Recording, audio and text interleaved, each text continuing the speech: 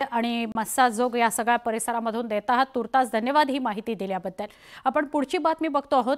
राष्ट्रवादी काँग्रेस शरदचंद्र पवार गटाचे नेते जितेंद्र आव्हाड यांनी संतोष देशमुख हत्या प्रकरणात नेमलेल्या एसआयटीवरच संशय व्यक्त केलाय। मोठी बातमी आहे। एसआयटीच्या टीम मधला एक प्रमुख आयपीएस बाहेरचा नेमला गेलेला आहे आणि त्यांच्यातील अधिकारी हे वाल्मिक कराडसाठी काम करतात असा आरोप जितेंद्र आव्हाड यांनी केलेला आहे। सोशल मीडियावर पोस्ट करत आव्हाडांनी हे आरोप केले। या संदर्भात काही फोटो सुद्धा त्यांनी पोस्ट केलेले आहेत। पीएसआय महेश विघ्ने यांचा फोटो आव्हाड यांनी पोस्ट केलाय, तर मनोज कुमार वाघ हा वाल्मिक कराडचा खास माणूस आहे असं म्हणत त्याचाही फोटो पोस्ट केलाय। हे अधिकारी वाल्मिक कराडला शिक्षा देणार की मदत करणार असा सवाल जितेंद्र आव्हाड यांनी या पोस्टमधून केला आहे।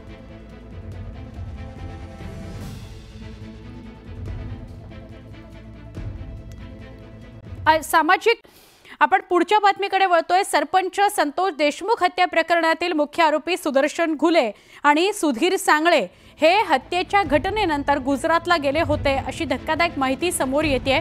या आरोपींनी तिथे 3 तारखेपर्यंत एका देवस्थानात मुक्काम केला, परंतु पैसे संपले म्हणून ते दोघेही पुण्यात आले होते।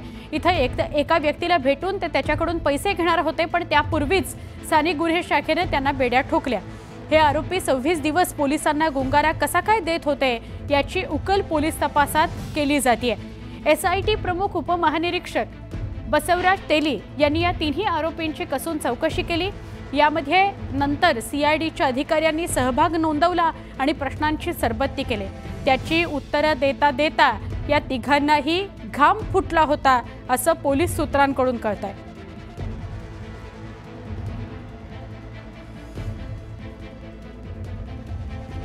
आपण थेट जाऊया आमचे प्रतिनिधी सुरेश जाधव यांच्याकडे आणि त्यांच्याकडून अधिक माहिती घेऊया। सुरेश, या दोघांची पोलीस कोठडी मिळाल्यानंतर या तिघांकडूनही म्हणजे सुदर्शन घुले, सांगळे आणि हा तिसरा सिद्धार्थ सोनवणे या तिघांकडूनही खूप मोठी माहिती समोर येऊ शकते। एकतर सगळ्यात मोठी घटना, इतक्या निर्घृणपणे हत्या का केली आणि इतके दिवस ते कसा काय गुंगारा देत राहिले पोलिसांना, कुणाचा वरदहस्त आहे त्यांच्यावर, तुम्ही काय सांगाल?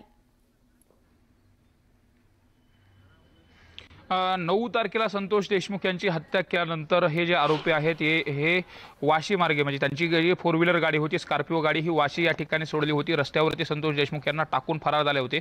यावेळी सुदर्शन घुले आणि त्याच्यासोबतचा जो काही सुधीर सांगळे आहे या दोघांचे मोबाईल हे गाडीमध्येच होते। म्हणजे हे गाडीमध्ये मोबाईल राहिले का ठेवले, त्यानंतर मात्र हे आरोपी 26 दिवस तब्बल 26 दिवस हे फरार होते। इथे एसआयटीची पथकं आहे, जवळपास 9 पथकं आणि 150 पोलीस कर्मचारी अधिकारी हे यांच्या तपासासाठी प्रयत्नशील होते, मात्र हे सापडले नव्हते। याच्या पाठीमागचं देखील कारण कालच्या चौकशीमध्ये समोर आलं। ज्यावेळेस हे 3 दिवस सुरुवातीचे जे 3-4 दिवस होते त्या 3-4 दिवस हे महाराष्ट्रामध्येच होते आणि ज्यावेळेस ते रेल्वेचा प्रवास करायचे आणि रेल्वेचा प्रवास करत असताना एका स्टेशनवरती एका व्यक्तीच्या मोबाईलमध्ये त्यांनी हा सगळा व्हिडिओ आणि घटनेच्या बातम्या पाहिल्यानंतर या घटनेचं गांभीर्य कळालं आणि त्यांनी महाराष्ट्र सोडला। त्यानंतर 15 दिवस हे गुजरातमध्ये होते। गुजरातमध्ये एका शिव मंदिर या ठिकाणी त्यांनी आश्रय घेतला होता आणि त्याच ठिकाणी ते राहत होते। मात्र जवळचे पैसे संपल्यानंतर पैसे आणण्यासाठी पुण्यामध्ये एक जणाला सुरुवातीला कृष्ण आंधळेला पाठवलं, मात्र तो परत येतो की नाही यामुळे हे परत दोघंही परत आले आणि या दोघांना अटक केलं आणि कृष्ण आंधळे मात्र फरार झाला।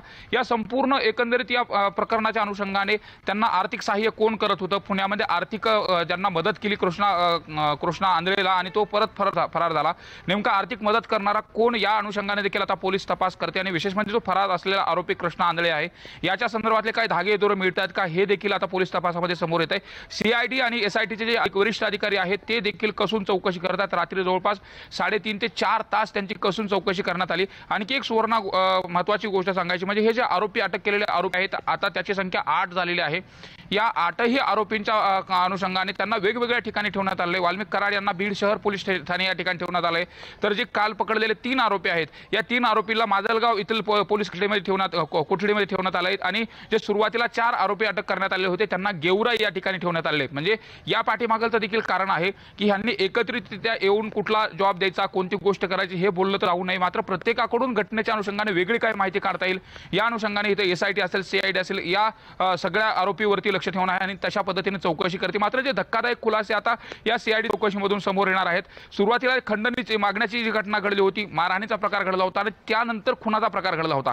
त्यामुळे एकत्रितरित्या हे सगळे जे काही आरोपी आहेत हे खुनाशी रिलेटेड आहेत का, वाल्मिक कराड यांचा खुनाशी काय संबंध आहे का, या सगळ्याच्या अनुषंगाने आता तपास केला जातोय आणि या तपासामधून जे काही सत्य बाहेर येणार आहे त्यासाठी काही काळ वाट पाहावी लागणार आहे। मात्र नक्की या आरोपीमुळे बीड जिल्ह्याचं सामाजिक वातावरण कसं प्रदूषित झाले आहे याचं देखील निरीक्षण नोंदवलं गेलं आणि ही संघटित गुन्हेगार आहे, यांच्यावरती मोक्का देखील लावला गेला पाहिजे अशा पद्धतीची देखील मागणी आणि तशा पद्धतीची प्रक्रिया होते का हे देखील पाहणं महत्त्वाचं आहे। नक्की सुरेश, गेले अनेक दिवस या बातमी संदर्भातले सगळे अपडेट न्यूज 18 लोकमतच्या प्रेक्षकांना आपण बीड आणि मस्साजोग या सगळ्या परिसरामधून देत आहात। तुर्तास धन्यवाद ही माहिती दिल्याबद्दल। आपण पुढची बातमी बघतो आहोत। राष्ट्रवादी काँग्रेस शरदचंद्र पवार गटाचे नेते जितेंद्र आव्हाड यांनी संतोष देशमुख हत्या प्रकरणात नेमलेल्या SITवरच संशय व्यक्त केलाय। मोठी बातमी आहे, SITच्या टीम मधला एक प्रमुख IPS बाहेरचा नेमला गेलेला आहे आणि त्यांच्यातील अधिकारी हे वाल्मिक कराडसाठी काम करतात असा आरोप जितेंद्र आव्हाड यांनी केलेला आहे। सोशल मीडियावर पोस्ट करत आव्हाडांनी हे आरोप केले।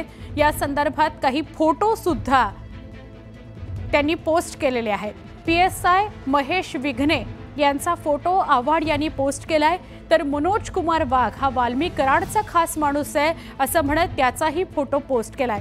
हे अधिकारी वाल्मिक कराडला शिक्षा देणार की मदत करणार असा सवाल जितेंद्र आव्हाड यांनी या पोस्टमधून केला आहे।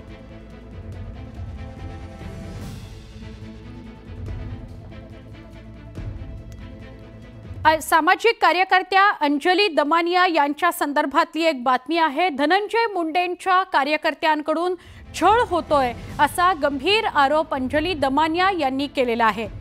पंकजा मुंडेंच्या कार्यकर्त्यांनी सुद्धा छळ केला असा आरोप अंजली दमानिया यांनी पोस्टमधून केलेला आहे। त्यांची एक पोस्ट आहे, त्या पोस्ट संदर्भात ही बातमी येते, त्यांच्या पोस्टवरून ही बातमी समोर येते की सोशल मीडियावर सामाजिक कार्यकर्त्या अंजली दमानिया यांनी हा आरोप केलाय की पंकजा मुंडे आणि धनंजय मुंडे यांच्या कार्यकर्त्यांकडून छळ होतोय।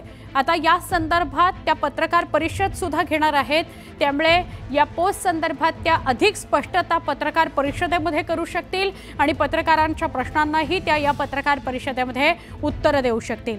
नेमका काय घडलंय, कुठल्या अनुषंगाने कार्यकर्त्यांकडून छळ झाला, कशा स्वरूपाचा छळ झाला या संदर्भात अधिक माहिती या पत्रकार परिषदेमधूनच मिळू शकेल।